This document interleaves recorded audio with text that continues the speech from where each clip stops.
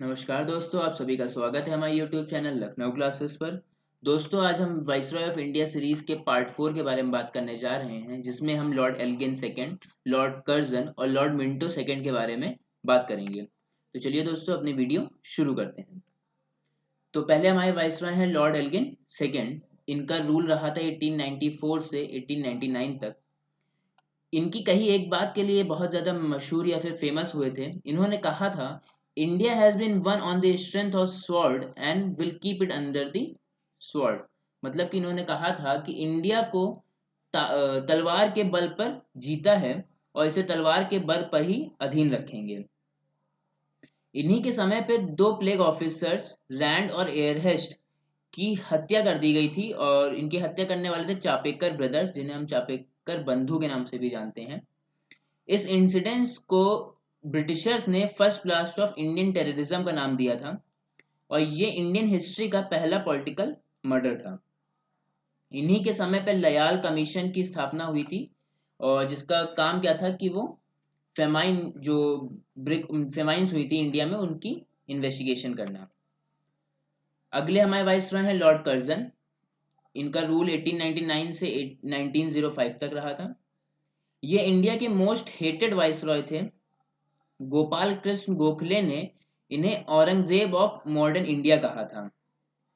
रोनाल्डसे ने इनकी बायोग्राफी लिखी थी, और इन्हीं के समय पे टॉमस रेली की चेयरमैनशिप में भारतीय विश्वविद्यालय की स्थापना हुई 1902 में, और इंडियन यूनिवर्सिटी एक्ट 1904 में पारित या फिर पास किया गया था। एंशियंट मॉन्यूमेंट प्रिजर्वेशन एक्ट 1904 में इन्हीं के रूल में पास हुआ था। इन्हीं की मदद से इंडियन आर्कियोलॉजिकल डिपार्टमेंट की स्थापना हुई थी, जिसके पहले चेयरमैन जॉन मार्शल हुए, और पहले इंडियन चेयरमैन दयाराम साहनी हुए थे। इंडिया में पाउंड को वैलिड कर दिया गया था, और उस समय एक पाउंड की कीमत 15 रुपए थी। लॉर्ड कर्जन की ही वजह से, या इन्हीं के कारण, इंडिया में इंडियन एग्रीकल्चर रिसर्च इंस्टीट्यूट की स्थापना हुई थी 1903 में पूसा बिहार में, आज इसका नाम डॉक्टर राजेंद्र प्रसाद जी के नाम पर रख दिया गया है। इन्हीं के रूल में पुलिस कमीशन की स्थापना हुई थी सर एंड्रयू फ्रेजर के अंडर में 1902 में।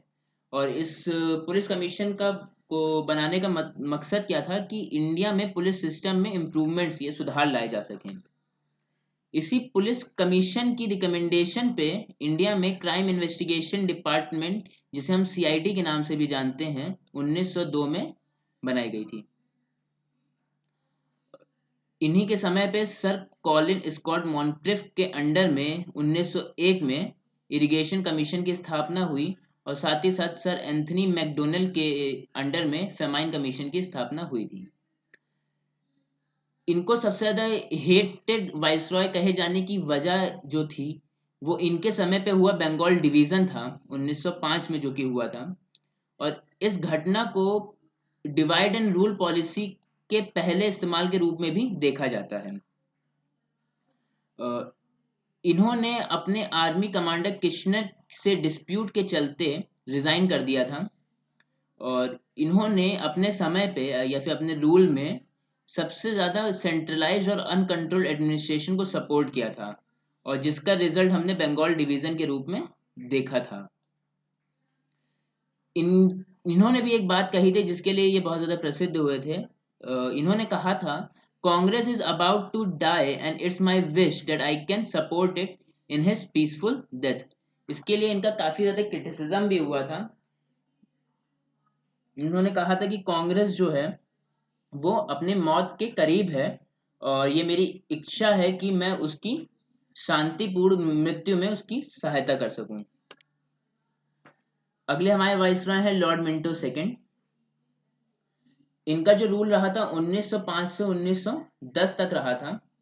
इन्हीं के समय पे मुस्लिम लीग की स्थापना हुई थी 1906 में ढाका में, और मुस्लिम लीग के जो मुस्लिम लीग के फाउंडर थे वो थे सलीम उल्लाह खान। वही इसके जो प्रेसिडेंट थे वो सुल्तान मोहम्मद शाह थे, जिनको हम आजम खां थर्ड के नाम से भी जानते हैं। इन्हीं के समय पे खुदीराम बोस को 18 साल की उम्र में फांसी की सजा दे दी गई थी, क्योंकि इनका जो रोल था मुजफ्फरपुर कॉन्स्पिरेसी केस में, उसमें ये कन्विक्ट किए गए थे और इसी वजह से इनको फांसी दे दी गई थी। मुजफ्फरपुर मुजफ्फरपुर कॉन्स्पिरेसी केस जो था, उसमें खुदीराम बोस और प्रफुल्ला चाकी दो एक्यूज थे, जिन्होंने एक ब्रिटिश जज मजिस्ट्रेट डॉग्यूलस किंग्सफोर्ड को बॉम्ब फेंक के मारने की कोशिश की थी।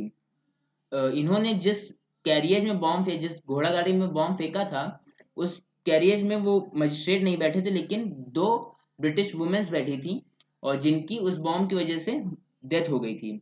तो उन दो वुमेन्स की डेथ के केस में इनको कन्विक्ट किया गया था और 18 साल की उम्र में इनको फांसी की सजा दे दी गई थी। इन्हीं के समय में बाल गंगाधर तिलक को ट्रीजन या फिर राजद्रोह के अपराध में 6 साल की सजा सुनाई गई थी और इन्हें मांडले जेल, जो कि म्यांमार में स्थित है, वहां भेज दिया गया था।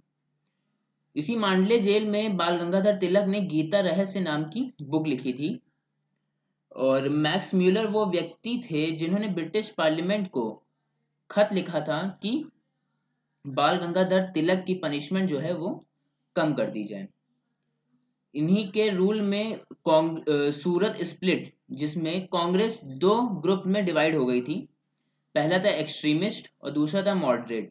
एक्सट्रीमिस्ट जो ग्रुप था, इसका मानना था कि हमें जो सभा मतलब कि इलेक्टेड मेंबर्स की जो काउंसिल थी उसको छोड़ देना चाहिए और जो ब्रिटिशर्स हैं उनका खुलकर विरोध करना चाहिए। लेकिन जो मॉडरेट्स थे उनका मानना था कि नहीं, हम काउंसिल में रह के ही ब्रिटिशर्स की पॉलिसी को का विरोध करेंगे। तो इसके चलते इनमें डिवीजन हो गया था। फिर आगे हम देखेंगे कि ये बाद में चल के ये दोनों साथ में आ भी गए थे। लॉर्ड मिंटो के समय पे ही कम्युनल इलेक्टोरेट सिस्टम की शुरुआत हुई थी मॉर्ले मिंटो रिफॉर्म के अंडर में 1904 में, और जो मुस्लिम्स थे वो इसके पहले बेनिफिशियरी हुए थे।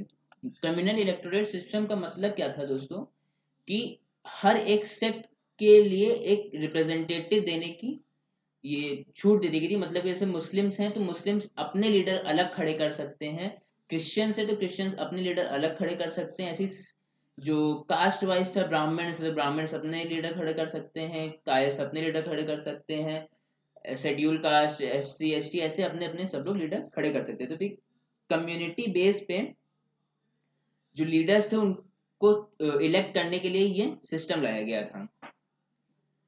फिर SP सिन्हा को जो वाइसरॉय की एडमिनिस्ट्रेटिव काउंसिल थी उसमें अपॉइंट किया गया था और ये पहले इंडियन थे जो कि वाइसरॉय की एडमिनिस्ट्रेटिव काउंसिल में अपॉइंट हुए थे। डॉक्टर राजेंद्र प्रसाद ने अपनी बुक इंडिया डिवाइडेड में मिंटो के बारे में लिखा था कि भारत के फॉर्मेशन के जिम्मेदार मिंटो सेकंड थे, ना कि मोहम्मद अली जिन्ना। मतलब कि मिंटो सेकंड को इन्होंने जिम्मेदार ठहराया था पाकिस्तान के बनने के लिए, वरना अगर मिंटो सेकंड ना होते शायद तो भारत अभी विभाजित या फिर डिवाइड ही ना होता। तो दोस्तों आज की हमारी वीडियो यहीं ख़त्म होती है। अगर आपको वीडियो अच्छी लगी हो तो प्लीज़ लाइक, कमेंट, शेयर और सब्सक्राइब कीजिएगा हमारे चैनल को, और साथ ही साथ बेल आइकन को दबा दीजिएगा ताकि आपको लेटेस्ट अपडेट्स मिलते रहें। बहुत बहुत धन्यवाद दोस्तों।